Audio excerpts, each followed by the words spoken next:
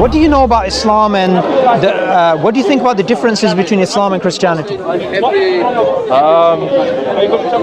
I mean, it's obviously a huge subject to say what I know about Islam. But to be fair, a lot of it is stuff that I have known and then forgotten, so that's problematic in one level. But well, you're studying philosophy, so I'm guessing you came across some Islamic theologians. Well, so I picked an classical Islamic studies. Interesting. But it was very interesting. A lot of it was looking at the kind of philosophy and medieval philosophy in Islam. Obviously, really interesting, really enjoyed it. But it wasn't so much of the kind of systematic theology approach, looking at doctrines, Tawhid versus Trinity, that kind of stuff, which is more I'm interested in. But by and large, I kind of understand the gist of that. Islam comes, depending on how you define Islam formally with Muhammad and so on, comes after Christianity, just historically speaking. A lot of Muslims will understand that actually Islam, in the sense of the word, and being a Muslim, is a kind of much more universal principle. It could be someone who would be perhaps a professing Christian but not really understanding properly. They can still be Muslim. The prophets in the past would be Muslims because they submitted to one God and understood that. You know a lot. That kind of stuff. And there's obviously, between Christianity and Islam, there are like key differences. Yep. Trinity versus Tawhid. Did Jesus really die on the cross? Was Jesus divine? Biblical scriptures. Did Jesus rise from the dead? How salvation? Blah blah blah. Lots of things. There's a lot of crossover, but a lot to explain. Yeah. Okay. So, about your own faith, were you always a Christian, or did you arrive at Christianity? So I became a Christian when I was about 15 or 16. That's usually the time people are thinking of other stuff. Yeah, no, I kind of grew up going to a church, not necessarily from a really Christian background, but grew up going to a church, knew a lot of the principles and ideas, didn't really adhere to it properly, and then kind of just, by and large, kind of acknowledged, just to be consistent on an intellectual level, if this is true, then I have to be living differently. That was just an intellectual belief. And then there's much more the kind of practical experience of, knowing God, having a relationship, being born again, that type of thing. Right. That kind of all came in around the same time, and then after that was when I started investigating Christianity further. Okay. Luca, that's quite interesting, because normally when I speak to ex-Christians or people become atheists, it's usually around the age of 15 that they leave Christianity. Yeah. And they come to Christianity perhaps like that gentleman over there with the beard. I'm not sure if you can see him. He's standing up on that with the blue shirt. So he's a former militant atheist, actually. I've spoken to him before, and he became a Christian. Yeah. Right? And what's interesting, I just want to share something. So I was speaking to him about Christianity, and he said that he was addicted to pornography. And I don't mind saying this on camera, because obviously he spoke to me about this and he's open, that he was addicted and he felt guilty. He felt sinful. Yeah. So he turned to Christianity to look for salvation, to look for forgiveness, right? So you have people like him who turn to Christianity or Christians, atheists who become Muslims later on in their 20s. You did it quite early. What was the cause of that? I mean, if I was Calvinist, I could say God then drew me to it. I'd say it was a lot of things. It was on the rational, intellectual side, kind of just for a short period of time. I kind of grappled with just atheism and kind of the rabbit hole that would lead me down, and nihilism, and just thinking. Quite an early age for that. Yeah, I kind of just clocked on to what this would actually mean.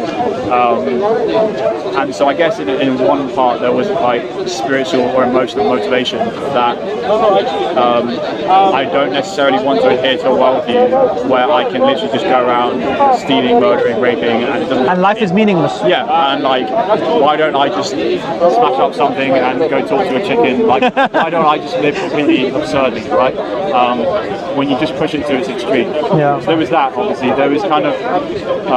But that seems quite attractive. I mean, one of the things I speak about is that atheism is the opiate for the misguided. It gives you this moral freedom to basically do what you want, and at that age, sometimes that's very attractive. Yeah, that is very attractive. I understand that. Like girls, drugs, women. I think also probably because coming around to that age, like I'm not going to lie and say like, oh, I was really that bad, but like I sinned enough, or at least because I had some sort of Christian upbringing, I was more acutely aware that these are problematic.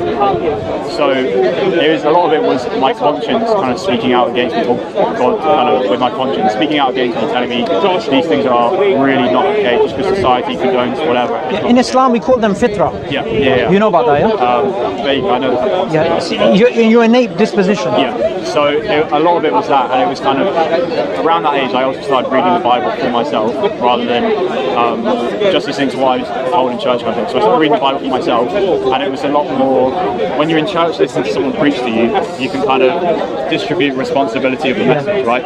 When you're just reading something one-to-one and you just have to grapple with it there, I then had to deal with the full weight of it. So it's kind of the positive side of, you know, the grace of God, the mercy of God, all that kind of stuff, but then the serious side of fire and brimstone, wrath of God, all that kind of stuff, and all of that kind of hemming me into repenting and turning and trusting in God. Sure. Okay. Yeah. So now, when it comes to Islam, now we as Muslims, we believe that there's one God and that Jesus didn't die on the cross. He's not God's son. He's not divine. He's a human messenger, and he worshipped God, right? Ultimately worshipped God. So how do you reconcile the idea that even you as a Christian, you do believe that Jesus worshipped God, essentially, right? He did acts of worship. Yeah. How do you reconcile that with the idea that he is divine? Okay, so I think it would depend in some ways how we're defining worship here. I think on one level, if you link in like praying, for example, I think we can. So on one level, there's the answer that okay, Jesus in his incarnate form, 33 years, he decided to submit himself, and in that sense, he occupied a state which therefore he would venerate the Father from that kind of lower position. So you believe Jesus is lesser than the Father? No, I don't say he is in principle lesser than the Father. He submitted himself for a finite period of time in order, whatever, as in for the fulfillment of prophecies and to save people, all that kind of stuff.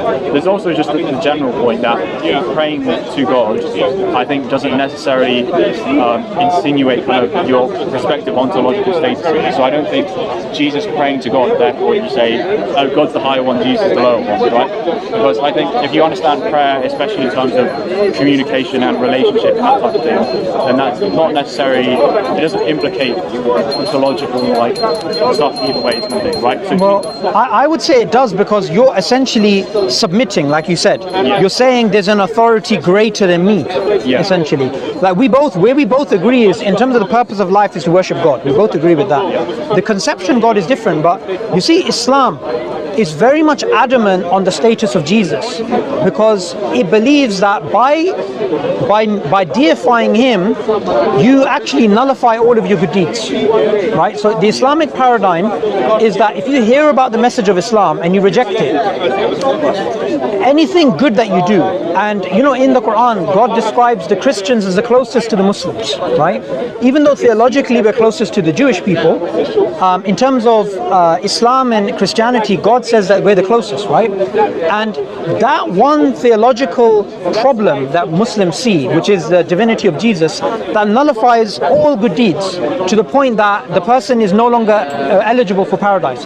Which is why, you know, the whole Trinity versus Tawheed debates are so important for Muslims. I understand. Yeah. Wait, so as far as that, you're saying from an Islamic perspective, or just when you say that acknowledging or accepting Jesus' divinity nullifies all of the deeds? Are you saying that as a shift, or yeah. Like okay, yeah, I can understand. Yeah. And look, obviously, I don't want to give you a whole entire sermon about this. You're smart enough to know that you're going to be studying this at Oxford and all the rest. But do you have a copy of the Quran? Yeah. Okay.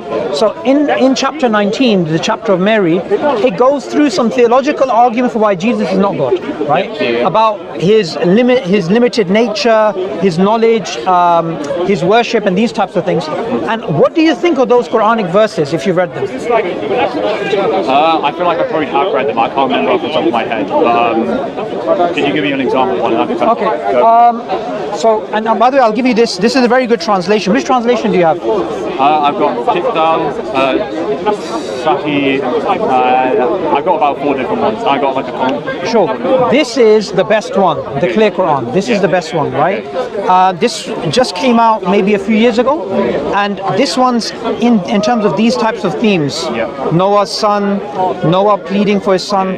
So here, hold the mic for a second, please.